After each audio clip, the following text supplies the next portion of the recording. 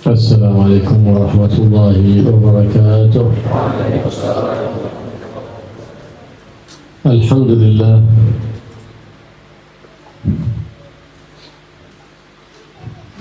المتفضل بجزيل النعم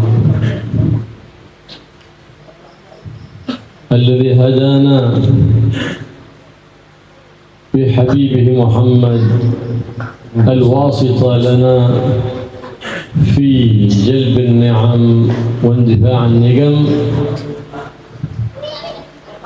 الواسطة لنا في نيل ما رمنا ودفع ما خفنا، الحبيب الأعظم محمد صلى الله عليه وعلى آله وصحبه وسلم الذي أرشدنا للمعارف، وهو شيخ كل عارف، وما العلم إلا قطرة من بحره صلى الله عليه وسلم. كل من حاز علما من الأول أو الآخر فإنما هو قطرة من بحر علمه صلى الله عليه وآله وصحبه وسلم. فإن الله سبحانه وتعالى فتح له أبواب العلوم والمعارف، فعلى قدر قربك من سيد العارفين بالله محمد تكون معرفتك بالله، فإنه باب الله الأعظم، ومن أتاه سبحانه وتعالى من غير بابه لا يدخل. الله يجعلنا وإياكم من الداخلين من هذا الباب، وييسر لنا ولكم الالتحاق بحزب الأحباب، بحزب النبي محمد ومن والاه ومن اتبعه ومن اقتدى به، ويحيينا على محبته ومحبة أهل بيته وأصحابه، ويحشرنا في زمرتهم وزمرته صلى الله عليه وآله وصحبه وسلم مع الآمنين المطمئنين الذين لا خوف عليهم ولا هم يحزنون. Bismillahirrahmanirrahim. Alhamdulillahirabbil alamin, wassalatu wassalamu ala sayyidina wa maulana Muhammad wa ala alihi wa sahbihi ajma'in. Amma ba'd. Berikut ini adalah rangkuman terjemah dari apa yang disampaikan oleh beliau yang mulia Al-Habib Abdullah bin Abdurrahman Al-Muhdar hafizahullah wa ra'ah. Beliau memuji kepada Allah, alhamdulillah. Segala puji bagi Allah yang telah memberikan nikmat yang sangat banyak, yang telah memberikan hidayah kepada kita berkat kasihnya Nabi Muhammad SAW. Nabi Muhammad adalah perantara kita di dalam sampainya semua nikmat dan tertolaknya semua bala. Beliau Nabi Muhammad SAW adalah wasithah kita di dalam pencapaian segala keinginan dan terselamatkannya kita dari segala macam ketakutan. Dia adalah kekasih Allah beragung, Nabi Muhammad SAW. Beliau yang telah menunjukkan kepada kita terhadap segala macam pengetahuan. Beliau adalah guru dari setiap orang yang arif billah. Ilmu yang dimiliki oleh semua makhluk, kalau digabungkan itu ibarat satu tetes dari lautan ilmu Nabi Muhammad SAW. Karena itu siapapun yang dikaruniai ilmu oleh Allah, sebanyak apapun, itu tidak lain hanyalah satu tetes dari lautan ilmu yang diberikan oleh Allah kepada Nabi Muhammad SAW. Nabi Muhammad ini dibukakan oleh Allah segala pintu ma'arif, pintu pengetahuan. Karena itu kalau kita ingin kenal kepada Allah, makrifat kepada Allah, cara satu-satunya adalah mengenal Nabi Muhammad SAW. Semakin kita kenal Nabi Muhammad SAW, saat itulah kita akan semakin kenal kepada Allah Subhanahu wa Ta'ala. Pintu teragung untuk kita sampai kepada Allah adalah Nabi Muhammad. Siapapun yang ingin sampai kepada Allah tidak melalui pintu Nabi Muhammad SAW, maka sampai kapanpun dia tidak akan bisa sampai. Semoga Allah menjadikan kita termasuk orang-orang yang bisa sampai kepada Allah melalui pintu Nabi Muhammad SAW. Dikumpulkan bersama kelompok beliau, orang-orang yang mengikuti beliau. Selama masih hidup kita ditakdirkan oleh Allah untuk selalu mencintai Allah, mencintai Nabi Muhammad SAW, seluruh keluarga dan sahabatnya. Dan semoga kelak di hari kiamat kita dikumpulkan bersama kelompok beliau, bersama orang-orang yang di hatinya dipenuhi dengan rasa aman, ketenangan, tidak ada rasa takut dan kesedihan sedikit pun. Sa'ala قوم موسى سيدنا موسى هل في الزمان من هو أعلم منك؟ فقال لا، لأنه كلم الله فهو أعرف الخالق بالله في زمانه. فعتب الله عليه أنه لم يقل الله أعلم، لهذا كانت الله أعلم نصف العلم. إذا ما عرف كما قال في الحديث لا يستحي جاهل أن يسأل عما لا يعلم ولا يستحي عالم إذا سئل عما لا يعلم أن يقول الله أعلم. ما أبردها على قلب المؤمن الله أعلم، فعتب عليه ما قال الله أعلم. ففي الحال أتاه الوحي قال له عبدنا خضر عنده علم ليس عندك، هناك في الأرض من هو أعلم مني فلا بد أن أستفيد منه. شوف كيف نبي الله كليم الله من أولي العزم لا زال يحب الاستزادة من العلم. الله سبحانه وتعالى ما أمر حبيبي وما قال وقل ربي زدني نسكا ولا مالا، لكن قال وقل ربي زدني علما. هكذا الذي هو مطلب الأنبياء والرسل ومطلب سيد الأنبياء وسيد المرسلين الاستزادة من العلم. ربي زدني علما. وقال يا رب اشتعلت رغبة العلم والمعرفة في قلب سيدنا موسى، يا رب اجمعني بعبدك هذا الخبر. كيف اللقاء به؟ فقال له تجتمع به عند مجمع البحرين. وكيف أعرفه؟ فقال علامة ذلك أن تصحب معك حوتا، وحيث تفقد ذلك الحوت يكون مكان اجتماعك مع الخضر. فأخذ فتاه نبي الله يوشع وأخذ حوتا معه في مكتله فهو يسير. فلما تعب فقال سيدنا موسى لسيدنا يوشع آتنا غداءنا، فقد لقينا من سفرنا هذا نصبا. فقال له رأيت ذوين الصخر فإني نسيت الحوت في ذاك الصخرة اللي عند تلك الصخرة التي جلسنا للاستراحة عندها. فقال سيدنا موسى ذلك ما كنا نبغي، هذه العلامة اللي نبحث عنها. هذاك فرجع فوجد سيدنا الخضر في ذلك المكان واجتمع به. فقال له إني أريد أن أتبعك فأستزيد من علمك، فإنني قد أخبرت أنك عندك علما ليس عندي. فقال إنك لن تستطيع معي صبرا. وبالفعل ما استطاع سيدنا موسى الصبر.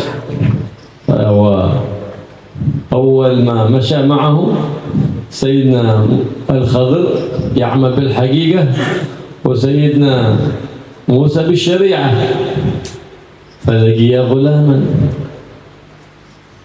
فلوى رأسه فقتله. تقتل النفس، قلت لك أنت ما تستطيع الصبر أنت. فمشى فإذا هو عند النهر وجد ناس لما عرفوهما ركبوهما في السفينة مجانا بلا مقابل، فإنه في السفينة فوضع الخضر إصبعه فخرج السفينة. ناس مركبون احنا مجانا وانت تخرج السفينة عقب، ايش هذا؟ قلت لك انت ما تستطيع، ما تقدر تصبر. العجيب. خلاص عطنا فرصة ثانية بس. فمشى فدخل إلى قرية فاستضاف أهلها فلم يضيفوهم، فوجد فيها جدارا مائلا فيسقط. قال تعال بنصرف. قال هذه قرية البخلة قرية البخلة، قرية اللؤمة، يعني أحب نصلح. قال تعال قلت له. قال سيدنا محمد صلى الله عليه وسلم رحم الله أخي موسى لو صبر عهد بيظهر أشياء كثيرة الخضر لكنه استعجل. فقال خلاص إلهنا أعطيتك 3 فرص وأنت ما تستطيع الصبر، هذا فراق بيني وبينك. الآن بأخبرك عن الأمور ال3. أما الغلام الله سبحانه وتعالى في علمه القديم يعلم أنه له أم وأب من الأخيار الطيبين، وهذا إذا كبر فيكون من الأشرار الفاسدين. فأراد الله سبحانه وتعالى موته في صغره حتى يبدلهما بابن بار صالح، فهذا سبب يبدله بأمر من ربي. أما السفينة فكانت هذه السفينة يركبونها ناس طيبين أخيار مساكين، وهناك في الطريق ظالم يأخذ كل سفينة ليس فيها عيب، فإذا وجد في السفينة عيب لا يأخذها.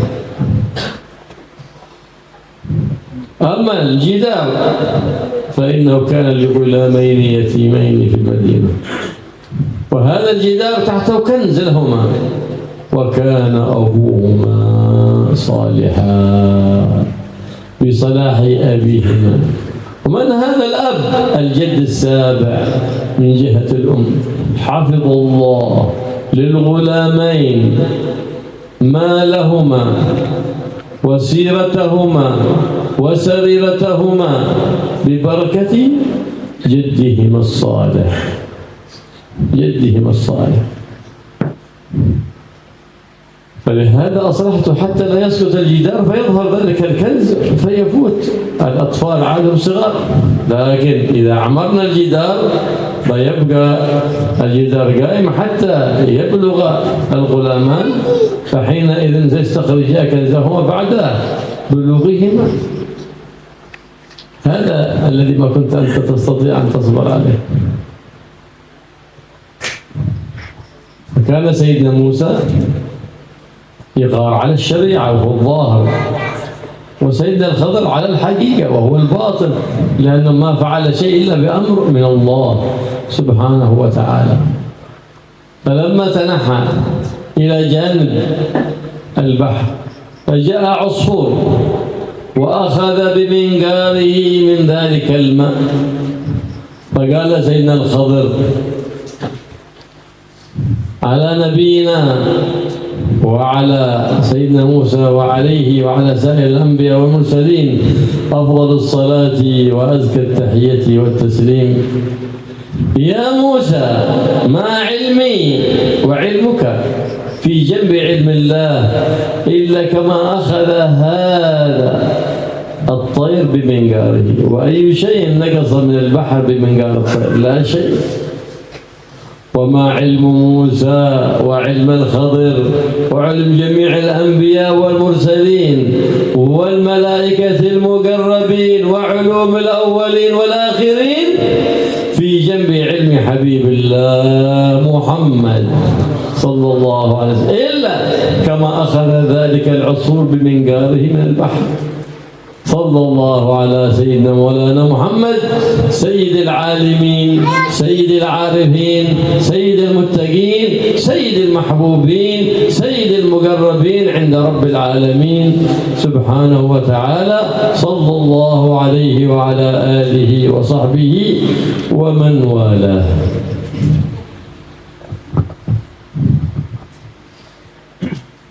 Suatu ketika pernah kaumnya Nabi Musa itu bertanya pada Nabi Musa, wahai Nabi Musa, saat ini adakah orang yang lebih alim, lebih luas ilmunya dibanding Anda? Nabi Musa menjawab, tidak ada. Nabi Musa menjawab demikian karena pada saat itu beliau adalah sebagai kalimullah, orang yang diberi kesempatan berkomunikasi langsung dengan Allah Subhanahu wa Ta'ala. Makanya beliau menjawab, tidak ada yang lebih alim daripada aku di zaman ini. Akhirnya gara-gara jawaban tersebut, Nabi Musa diingatkan oleh Allah Subhanahu wa Ta'ala karena tidak mengatakan Allahu a'lam. Mestinya jawaban yang lebih pas adalah Allahu a'lam. Nabi Musa tidak mengatakan itu. Akhirnya diingatkan oleh Allah Subhanahu wa Ta'ala. Dan hendaknya demikianlah kita. Sebagaimana nasihat Rasulullah SAW, jangan pernah orang yang tidak mengerti itu malu untuk bertanya tentang apa yang dia tidak tahu. Begitu juga orang alim, jangan pernah malu ketika dia ditanya dan tidak tahu jawabannya. Jangan pernah malu untuk mengatakan Allahu a'lam. Nah, Allah a'lam ini harus sering kita katakan ketika kita ditanya tentang sesuatu yang kita tidak tahu persis jawabannya. Melanjutkan kisah Nabi Musa tadi, Allah mengingatkan Nabi Musa gara-gara tidak mengatakan Allahu a'lam. Akhirnya Allah memberikan wahyu pada Nabi Musa dan Allah mengatakan, wahai Musa, aku memiliki seorang hamba bernama Al-Khadir. Dia memiliki pengetahuan yang kamu tidak mengetahuinya. Nabi Musa yang tentunya jauh lebih mulia dibanding Al-Khadir, ketika mendengar ada orang yang memiliki ilmu, sebagian ilmu yang tidak dimiliki oleh Nabi Musa tumbuh semangat untuk belajar dari orang tersebut. Nah, padahal kita tahu siapa Nabi Musa. Beliau adalah seorang nabi, seorang rasul yang pilihan. Tapi ketika Allah memberitahu bahwa ada orang yang memiliki ilmu yang tidak dimiliki oleh Nabi Musa, tumbuh semangat di hati beliau untuk belajar. Nah, dan demikianlah semestinya kita itu jangan pernah puas dengan ilmu kita, seluas apapun ilmu kita. Walaupun ilmu kita sangat luas, kemudian kita mendengar orang lain yang ilmunya di bawah kita, tapi dia memiliki ilmu yang tidak kita miliki, kita mestinya belajar. Seperti yang dicontohkan oleh Nabi Musa. Ilmu Nabi Musa lebih banyak, tapi Al-Khadir punya satu ilmu yang tidak dimiliki oleh Nabi Musa. Nabi Musa kepingin, bahkan minta kepada Allah untuk bisa dipertemukan dengan Al-Khadir. Untuk apa? Menambah ilmunya. Dan demikianlah yang diperintahkan oleh Allah kepada Rasulullah SAW. Allah berfirman, waqul rabbi zidni ilma. Katakanlah wahai kekasihku, ya Rabb, tambahkanlah untukku ilmu. Allah tidak memerintahkan Nabi Muhammad untuk minta tambahan amal, untuk minta tambahan ibadah, tapi minta tambahan ilmu. Dan itu yang diminta oleh semua nabi dan semua rasul, selalu minta untuk diberi tambahan ilmu. Karena itu jangan pernah merasa puas dengan ilmu yang kita miliki. Akhirnya Nabi Musa minta, ya Rabb, pertemukan aku dengan Al-Khadir. Bagaimana caranya? Aku siap melakukannya. Aku ingin menambah ilmuku. Akhirnya Allah memberitahu Nabi Musa, kamu nanti akan bertemu dengan Al-Khadir di suatu tempat yang disebut dengan Majma'ul Bahrain, tempat pertemuan dua laut. Kamu nanti akan bertemu di satu tempat ketika ada satu tanda. Apa tandanya? Kamu nanti pergilah ke satu tempat, bawa ikan. Nanti kalau ikan itu hilang, disitulah kamu akan ketemu Al-Khadir. Akhirnya Nabi Musa berangkat mengajak salah satu muridnya, yaitu Nabi Yusha. Diajak dan disuruh membawa ikan, seekor ikan dibawa, kemudian beristirahat di satu tempat, ada batu besar di situ, beristirahat di satu tempat karena capek, lelah. Kemudian setelah itu melanjutkan perjalanan. Nah, di perjalanan itu Nabi Musa minta kepada santrinya ini, kepada muridnya ini, Nabi Yusha, untuk mengeluarkan makanan karena habis perjalanan capek, lapar. Keluarkan makanan. Kemudian Nabi Yusha mengatakan, waduh, tidak ada, tadi kita bawa ikan, ikannya hilang. Ditanya, di mana hilangnya? Tadi di batu besar, tempat kita istirahat sejenak, hilang, ada di situ ikannya. Kata Nabi Musa langsung senang. Kalau begitu kita segera kembali ke sana. Itu yang kita cari. Karena Allah memberitahu aku akan bertemu dengan Al-Khadir di suatu tempat di mana ikan yang kita bawa itu hilang. Kita harus kembali ke sana. Kembali ke sana, akhirnya ketemu Al-Khadir. Ketemu Al-Khadir di situ. Kemudian Nabi Musa mengutarakan keinginannya. Aku ingin bertemu engkau karena ingin belajar dari ilmu yang engkau miliki dan tidak aku miliki. Al-Khadir mengatakan, wahai Musa, engkau tidak akan mampu bersabar belajar kepadaku. Tidak akan mampu. Nabi Musa bersikeras, pokoknya saya ingin belajar, saya ingin menambah ilmuku. Ya sudah. Akhirnya Nabi Musa mengikuti Al-Khadir. Cuman ya terbukti Nabi Musa tidak sabar nantinya. Karena apa? Karena beda jalur.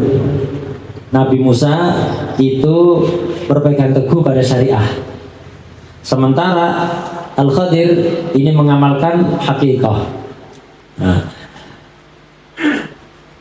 di tengah-tengah perjalanan ketemu anak kecil. Anak kecil belum punya dosa. Tiba-tiba dibunuh oleh Al-Khadir. Nabi Musa menegur, kenapa kau bunuh anak kecil yang tidak punya dosa?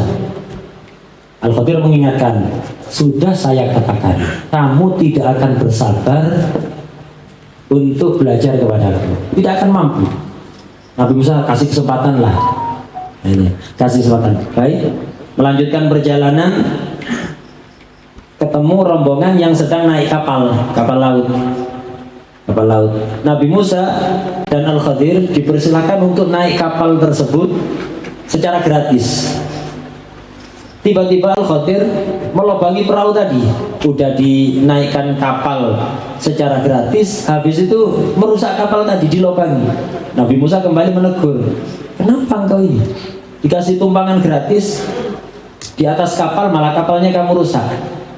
Al-Khadir mengatakan kembali, sudah saya peringatkan, engkau tidak akan sabar mengikuti aku. Akhirnya Nabi Musa minta kesempatan satu kali lagi. Yang ketiga, melakukan perjalanan sampai pada satu kampung.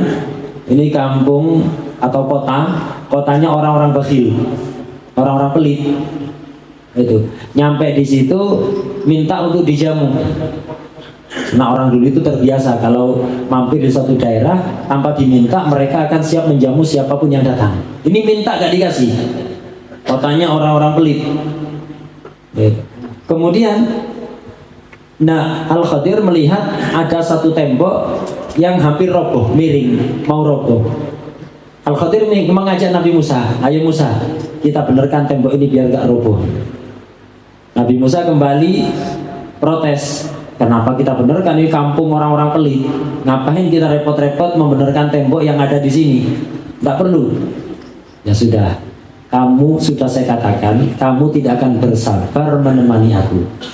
Sudah, ini waktunya kita berpisah. Kamu sudah tidak sanggup untuk bersabar.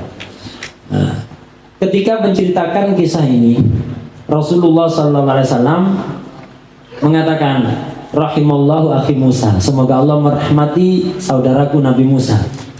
Seandainya dia sabar, tentu Al-Khadir akan menampakkan banyak sekali hal yang di luar nalar manusia.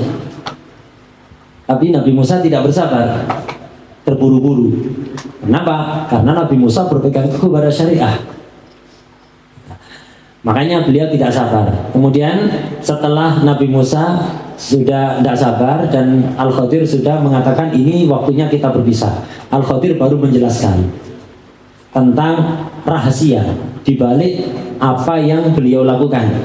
Pertama, kenapa anak kecil yang tidak punya dosa tadi tiba-tiba dibunuh? Alasannya adalah karena kedua orang tua dari anak kecil tadi itu, kedua orang tuanya, ayah ibunya adalah orang-orang baik, orang soleh. Dan Allah mengetahui anak kecil ini nanti kalau gede jadi orang jahat, yang selalu bikin sumpek, bikin sedih, bikin ruwet orang tuanya. Makanya Allah menghendaki anak ini untuk mati ketika masih kecil, dan Allah ingin mengganti dengan anak yang lain yang saleh, yang berbakti kepada kedua orang tuanya. Ini yang pertama. Yang kedua, tentang kisah kapal tadi itu. Kenapa dikasih tumpangan gratis malah kapalnya dilobangi?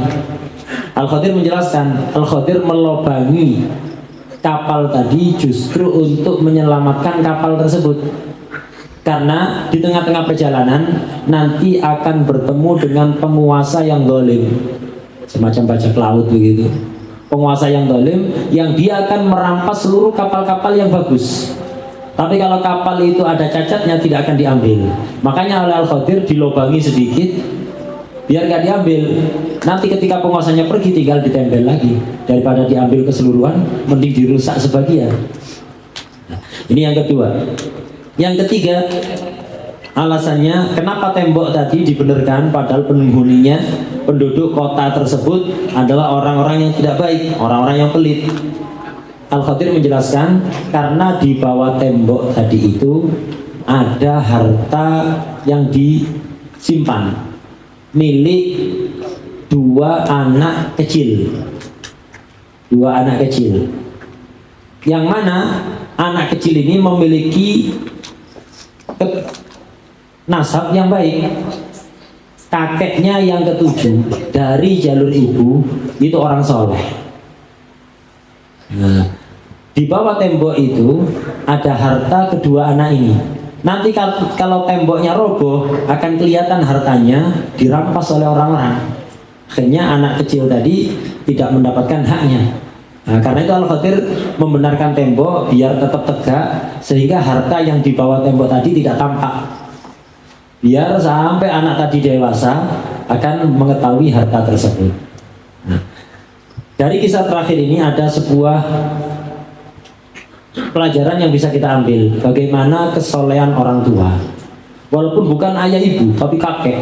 Ini kakek yang ketujuh. Itu pun bukan dari jalur ayah, tapi dari jalur ibu. Gara-gara kesolehan kakek yang ketujuh dari jalur ibu, Allah menjaga cucunya. Begitulah kesolehan orang tua, kesolehan leluhur itu akan menjaga keturunannya. Nabi Musa tadi melakukan teguran kepada Al-Khadir itu tidak salah, karena itu memang tugasnya Nabi Musa. Tugasnya Nabi Musa itu adalah melindungi syariah, membentengi syariah, menjaga syariah. Karena itu apa yang beliau lakukan benar. Al-Khadir juga benar karena beliau mengamalkan hakikat. Kedua-duanya sama-sama benar. Kemudian ketika akan berpisah, antara Nabi Musa dengan Al-Khadir, itu tiba-tiba ada seekor burung yang kecil. Burung kecil itu minum satu tetes air dari sungai yang begitu besar. Nah, melihat itu Al-Khadir mengatakan pada Nabi Musa, wahai Musa, engkau lihat seekor burung yang kecil barusan yang minum satu tetes air dari sungai yang besar ini. Ketahuilah, seluruh ilmuku dan seluruh ilmumu ketika digabung dan dibandingkan dengan ilmunya Allah, itu ibarat satu tetes dari lautan seperti yang diambil oleh burung tadi. Ibarat satu tetes dari lautan ilmu Allah Subhanahu wa ta'ala. Man 'amila bima 'alim awrathahu Allah 'ilma lam ya'lam wa atainahu min ladunna علما. هذا هو العلم اللدني، ثمرة العلم والعمل، ثمرة الاستقامة، ثمرة الإيمان. والعلم وسيلة للمعرفة بالله سبحانه وتعالى، ولن يكون إنسان عارف بالله حتى يرى لطف الله في نقمته كما يراها في نعمته، حينئذ يرى تلك المعرفة تتجلى وتظهر. ما دام ما رأى ذلك عاد بعيد عن المعرفة بالله سبحانه وتعالى. من أراد العلم النافع فليطلبه ممن اتصل علمه بالنبي محمد سيد العالمين وسيد العارفين، ولا تطلبه ممن انقطع عن النبي محمد. لا تطلبوا علما ممن انقطع عن النبي محمد، لأنه ما بيوصلك إلى خير. إنما الذي اتصل بالنبي محمد هو الذي بيوصلك بكل خير، بيوصلك بخير فريق النبي محمد وفريق أبي بكر الصديق. فمن أراد حفظ العلوم وأراد الهمة بطلب العلوم فعليه أن يواظب على هذه الدعوة بعد كل صلاة، وهي: اللهم اغنني بالعلم وزينني بالحلم وأكرمني بالتقوى وجملني بالعافية وحققني بالاستقامة.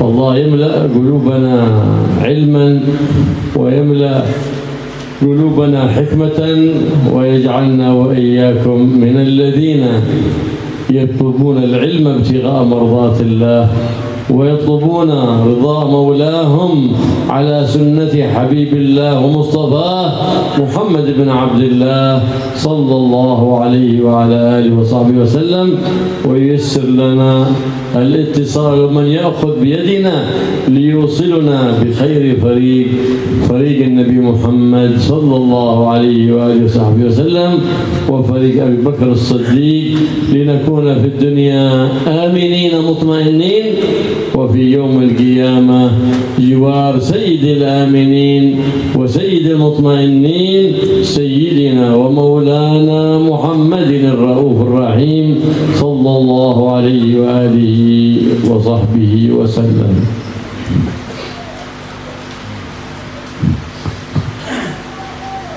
Ilmu itu adalah syariah.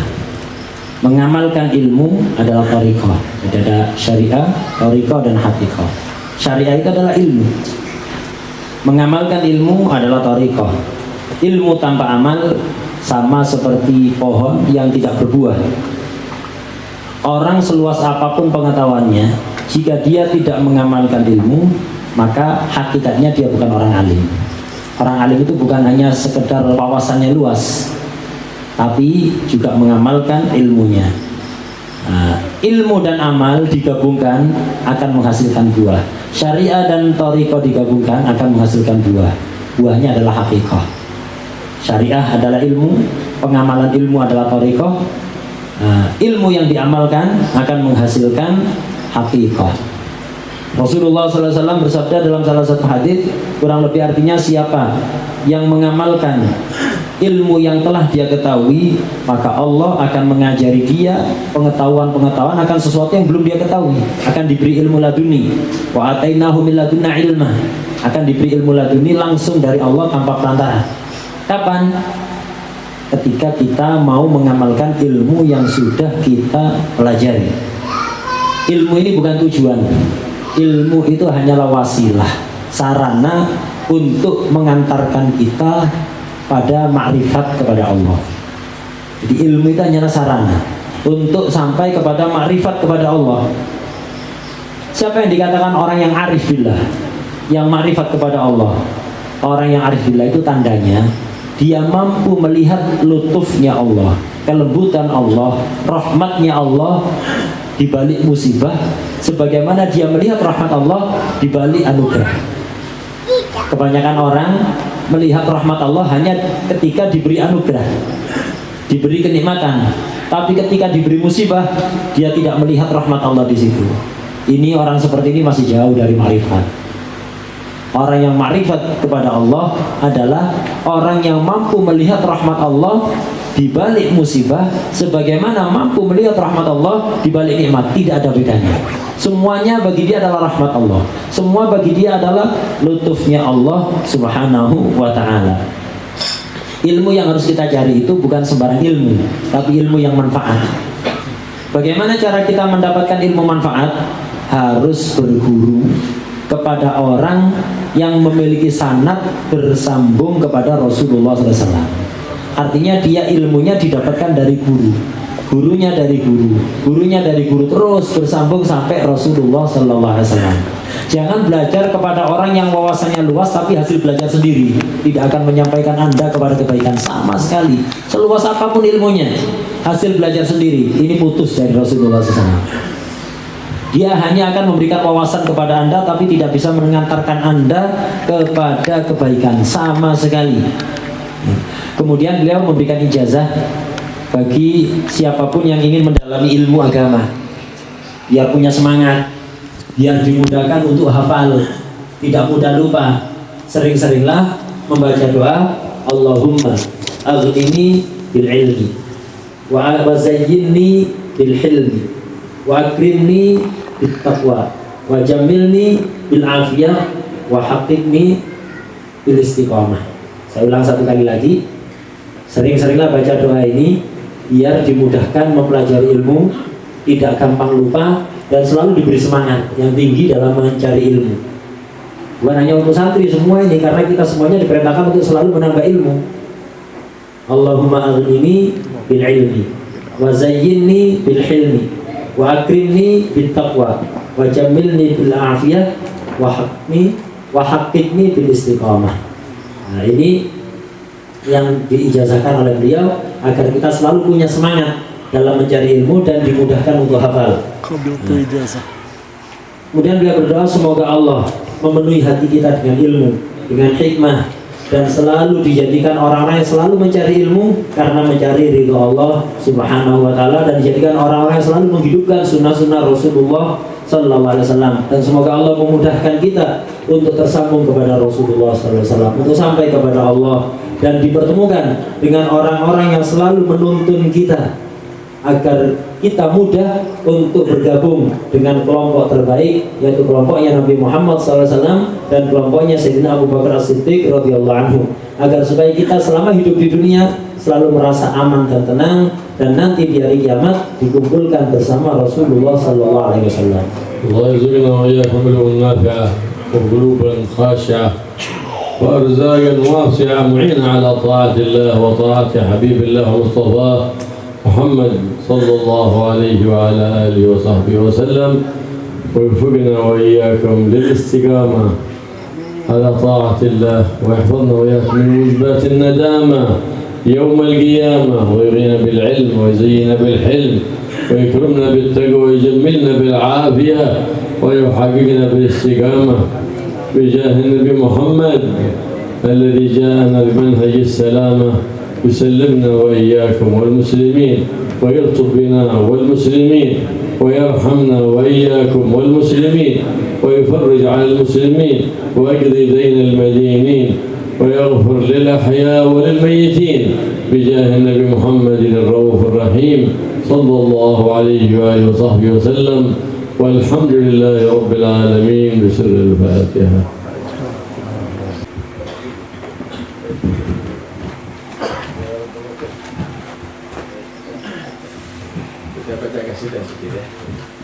اللهم صل وسلم وبارك عليه وعلى آله. Halaman 128.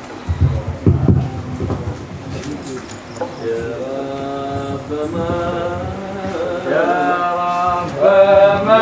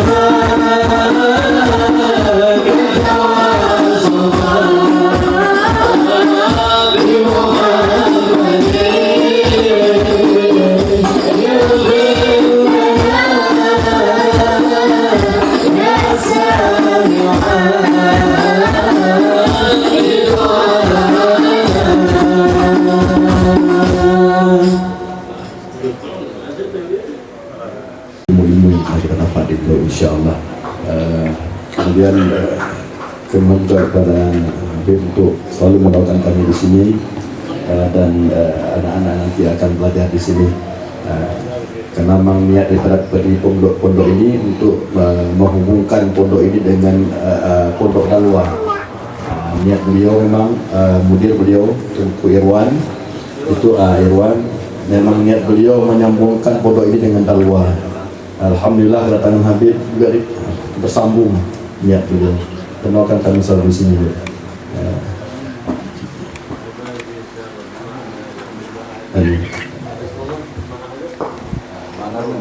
الله يبارك في هذا المعهد، معهد منار المعارف، ويجعل ان شاء الله فيه المعارف ويدخل فيه الطلبه والطالبات الخيرين والخيرات، ويعمر بالعلوم النافعات ويحفظهم واياهم من جميع الاذيات والبليات، ويرزقهم الاستقامه بطلب العلوم النافعات، يغفر لنا ولكم الذنوب والخطيئات، ويسر لنا ويبارك في القائمين في المديرين وفي القائمين وفي المتعاونين في عمارة هذه سهل لو عمارة حسية وعمارة معنوية يا رب العالمين. يعمر قلوبنا وقلوبكم بالخير والبركة والنور، ويجعل مستقر العلوم النافعة في معاهدنا، في مساجدنا، في بيوتنا، في مصلياتنا، في مربطتنا يا رب العالمين، ويجعل أرباب العلوم النافعة أولادنا وبناتنا وأحفادنا وطلبتنا وطالباتنا يا رب العالمين، ويبارك فيهم يا رب العالمين. اللهم اجعلها قلوبنا ملآنة بالعلوم النافعة يا حي يا قيوم يا ذا الجلال والإكرام، ويجعل أقوالنا حكمة وأبصارنا وسكوتنا حكمة، ويجعل لنا في قلوبنا اعتبار واستبصار بجاه النبي محمد المختار يا حي يا قيوم يا ذا الجلال والإكرام. وصلى الله على سيدنا محمد النبي وآله وصحبه وسلم، والحمد لله رب العالمين. بسر الفاتحة.